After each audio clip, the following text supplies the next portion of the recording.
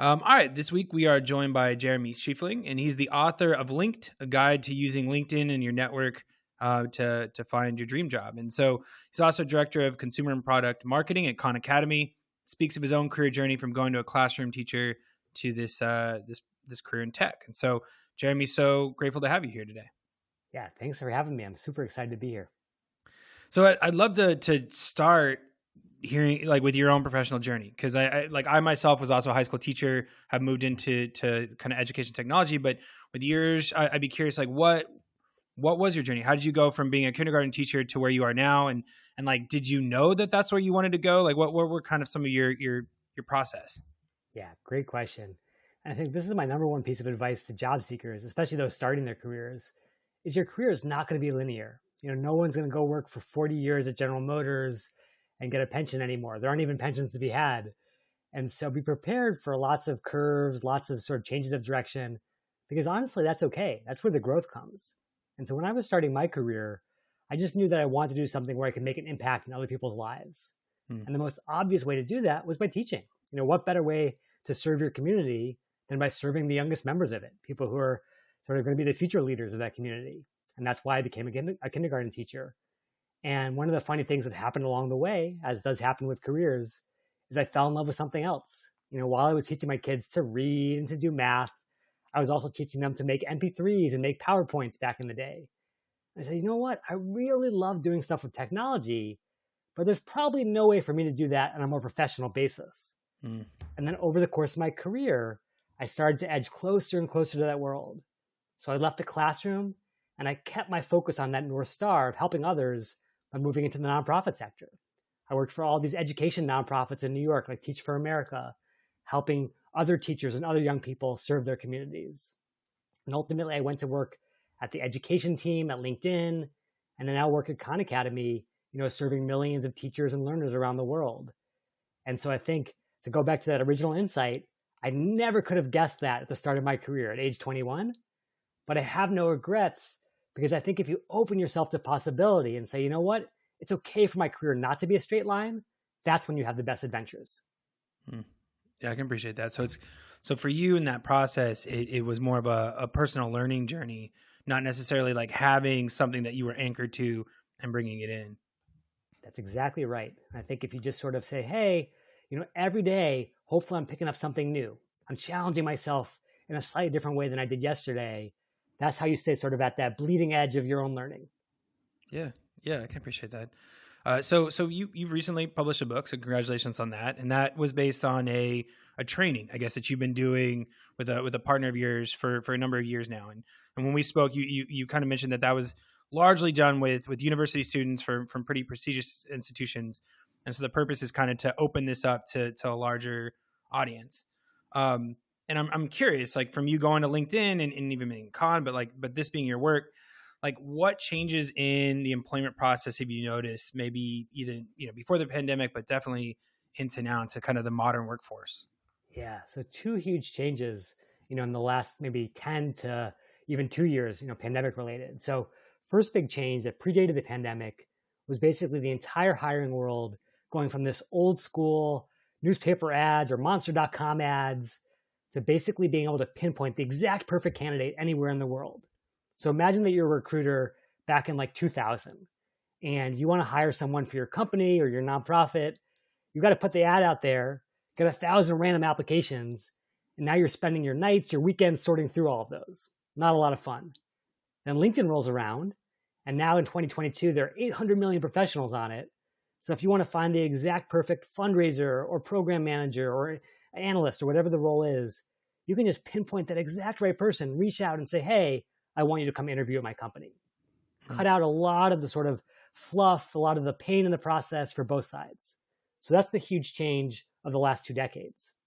Now, what's happened in the last 2 years is that, of course, with the pandemic, with the great resignation that we've all been hearing about, there's been this huge shift in power from the recruiters to the job seekers. Because there are 2 job openings for every person in America today, every unemployed person. That just means that if you're employed and you're looking, or if you're unemployed and you're looking for your next role, there's never been a better time to seek out a new opportunity, to try something different, because so many doors are open to you and there's so much demand from the employer side. And so I think for anyone listening to this right now is the time. If you're hungry, take that plunge. So what about the tool? I guess maybe your book gets into this as well, as like you said, we talk about the Great Resignation all the time. We talk about, the power being back inside the employee, but you need tools to access that power. So you as a teacher, I'm wondering from your perspective, like, how do you educate people to access these tools? That's exactly right. And so I think the biggest challenge with LinkedIn is every recruiter in the world gets it because it's such a lifeblood for their practice.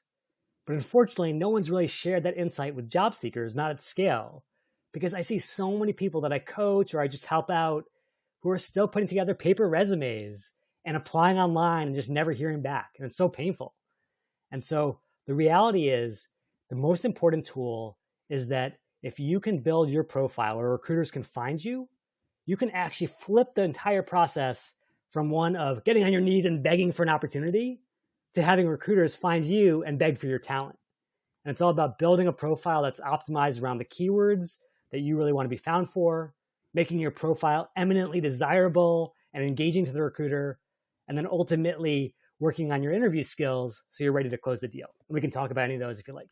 So I want to jump in here because I have received messages from people like recruiters and say, hey, you want to come work at this company or whatever, but it always seems like it's not, I'm not interested. It doesn't seem to fit my skill set. So like, is that my fault that that's going on inside of my profile?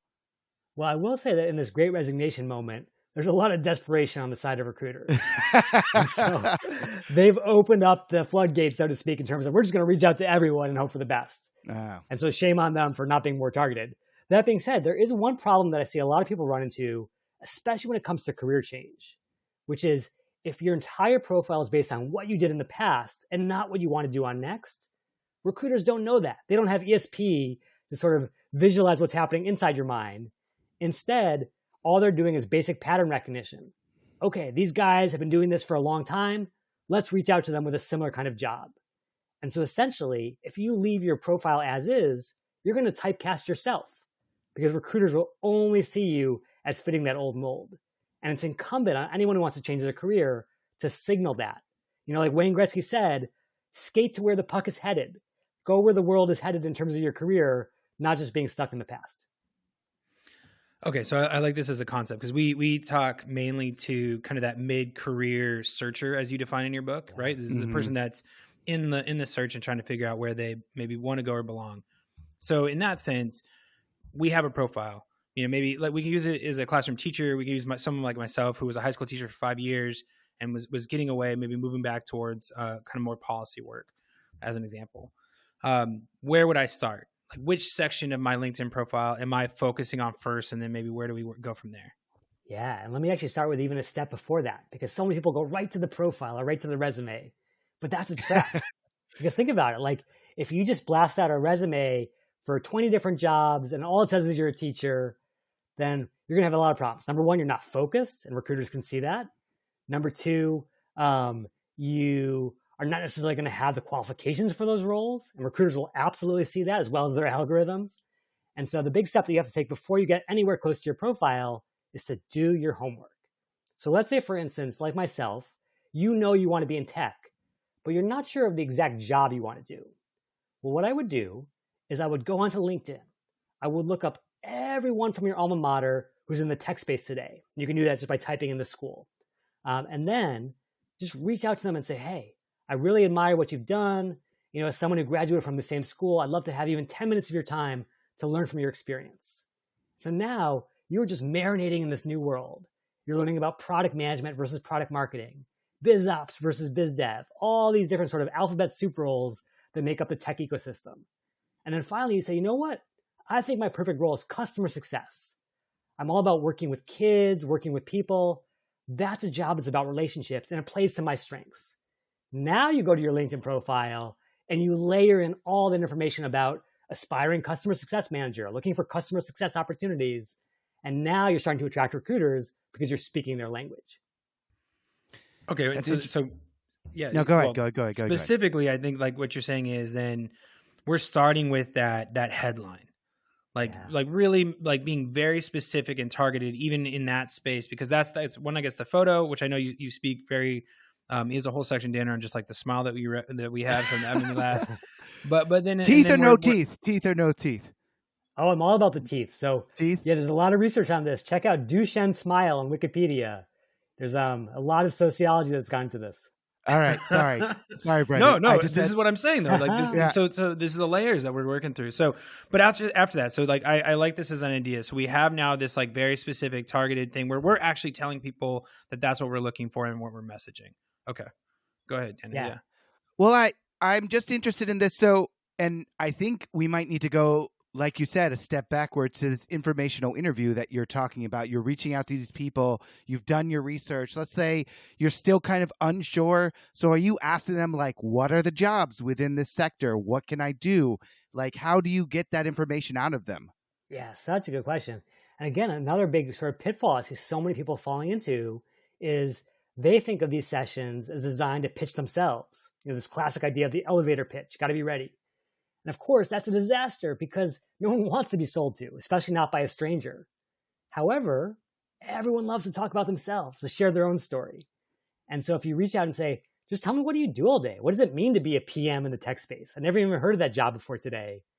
You're going to get a sense of, whoa, that's actually really cool. That's a perfect fit for my superpowers. Or wait a second, that sounds deadly boring. That's my kryptonite. I can never do that. And like, so many people go down this road before doing that assessment, and they end up in a job filled with kryptonite because they haven't done their homework. Cool. So man, what is that banner built? Like, what is that headline that really grabs your attention? How do you build that to make sure that you are not getting kryptonite and you're getting that superpower? Yeah, absolutely. And I'm so glad you guys called that out, because the headline actually is the single most important section of your whole profile. And no one gets it because it's so tiny, right? You're like, oh, it's got to be out the resume bullets and the work experience. But it turns out that when LinkedIn engineered the algorithm originally, they knew people were going to game it. People have been gaming their resumes for 100 years or more. So They said, you know what? People can stuff tons of keywords into their about section, to their work experience section. But we're going to limit the headline to just 160 characters, shorter even than a tweet today. And therefore, it is the truest, most authentic signal of who you are and what you can really do.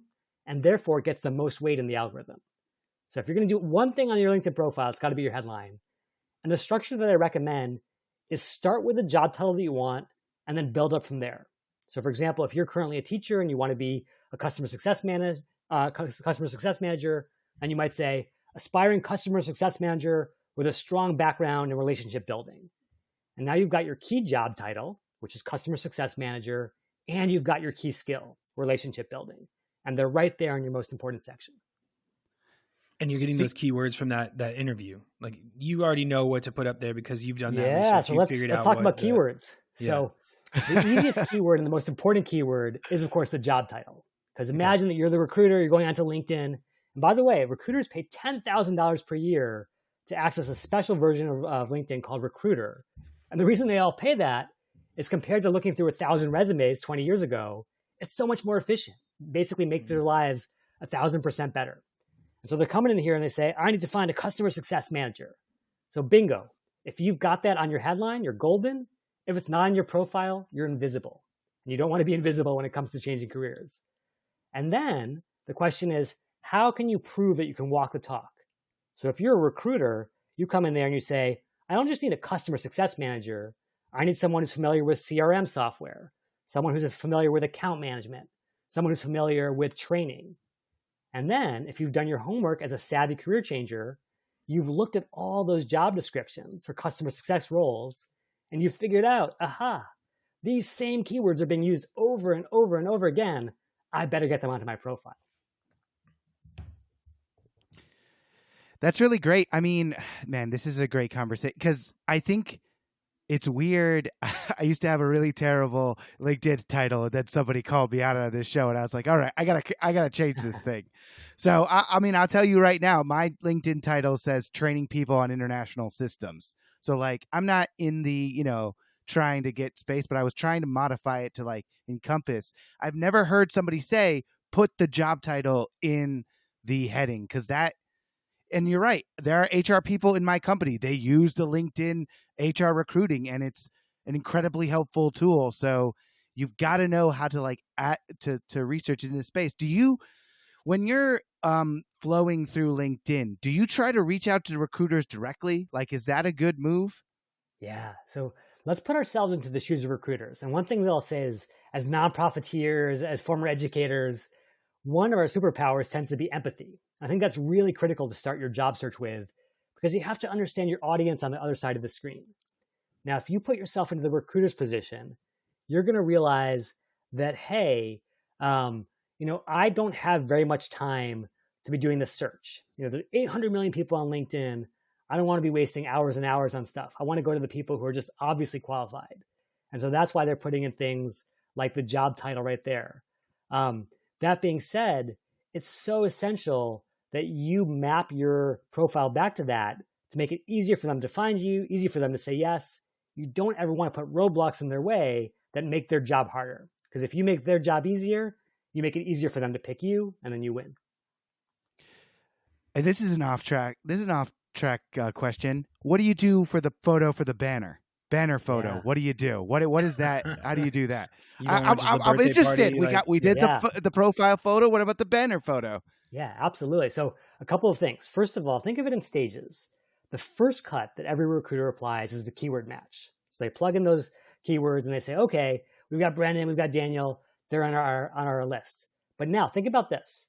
The recruiter, even with all the money they're spending on LinkedIn, still has a measly number of emails to send candidates. Sometimes as few as 30 for an entire month, even if they're juggling dozens of roles. And those emails are their lifeline. It's their currency. Because if you want to reach out to new candidates, that's the easiest way to do it. And then once you're out for the month, you're kind of out of business. So now you got to get really picky. Am I going to pick Brendan or am I going to pick Daniel? Who am I going to give it to? And so this is where the human side comes in. We've talked a lot about the science and the technology. Well, here's the art and the humanity. Number one, as humans, we are all drawn by visual imagery. So you must have a profile photo. You are 14 times more likely to be clicked upon just by having any old photo than no photo at all. So that's number one. Number two, going back to this idea of the Duchenne smile, there is a lot of research, at least in a North American cultural context, that we as humans tend to prefer other people who are smiling, who seem friendly. It's kind of a proxy for what kind of candidate you're going to be. Are you going to make my life easier or harder? I obviously want the former. And then when I finally do click on your profile, the first thing I see besides your face is that big cover photo, the big banner behind you. A lot of people leave it blank and it's gray or blue. It's doing nothing for you. But that valuable digital real estate, that sort of LinkedIn equivalent of Park Place on the Monopoly board, could be filled up with the perfect image that really hammers home your brand. So for example, if you want to be an educator, why not have something taken straight out of sort of the school context that says, you know what, you want someone who can raise the next generation, transform lives, that's me. Whereas if you want to be a product manager in tech, maybe use a whiteboard or a Gantt chart to demonstrate that that's your expertise. And for all those listeners out there, if you're like, where am I going to get that photo from? Head over to a site like pexels.com where you can get royalty-free photography completely on the house, and it's gorgeous and it really reinforces your brand. Okay, that's awesome, and I appreciate that. We'll have to definitely assign that as a task for ourselves, maybe for our reflection next week. Yeah, is finding that photo that kind of defines who we are and putting it there. If it's okay, I actually thinking about what we've been talking about, and even some of the things that you brought in. I'd love to spin it backwards because I feel like I didn't do us justice at the beginning with my opening question.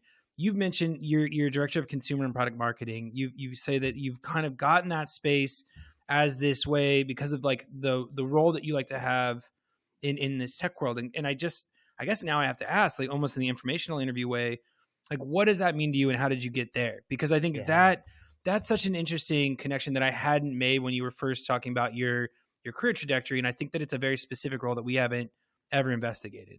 Yeah. So this really comes back to this idea we've been circling around when it comes to gifts and superpowers. I think especially in our society, we're obsessed with this idea of self-improvement. Let me work on my weaknesses. Let me sort of cover up the things I'm not good at. And so we spend a lot of time going to coding boot camps and trying to learn Microsoft Excel, even if we know we hate that stuff. And I think the problem is that we're all born with these unique gifts. And to downplay that, to try to move away from that, just makes no sense. Because if there's something that you're better at than anyone else in the rest of the world, and that brings you joy, you should be moving in that direction as opposed to away. And so when I first thought about getting into tech, all I could imagine was being a coder. I took all these coding courses online, Code Academy and even Khan Academy. And that was fine, but I just realized it wasn't for me. That's not the way my brain was wired. And then I thought about what I loved about teaching. And it wasn't necessarily like, getting to work with kindergartners on cool arts and crafts projects. Instead, it was the storytelling aspect. It was a chance to reach out and move someone else, even if they were at a very different stage in their life. And then I thought about, okay, what could I do in the tech world that's somewhat similar to that plays to that gift that I have? And for me, that was all about marketing. So when I market Khan Academy, when I market LinkedIn, it's not like, hey, click this button and watch this ad. It's like, hey, you could transform your life. You could learn something you never learned before. You could get access to an opportunity you never knew existed. Come along with me on that journey. And because it gave me a chance to play to that strength, that's what sustained me in this career long after I left teaching. That's cool. It's a blending of all these different pieces in this new environment. Yeah. That's right. Okay. One of the questions we want to start asking folks, and we're going to try it with you first, is what is one thing that you've done for yourself for your own professional development recently? Yeah. So I'll give you, this is kind of funny because it's so old school compared to like Silicon Valley and all this technological stuff we're talking about. But myself and a couple of colleagues have been doing book clubs again. And maybe it's kind of like everything old is new again, and there was a hunger for pre-pandemic times. But I find that when you read a book in the company of friends or the company of colleagues, you just have so much deeper engagement. You're not just trying to get through it and be done with it and move on to the next one. You're really sort of grappling with the ideas.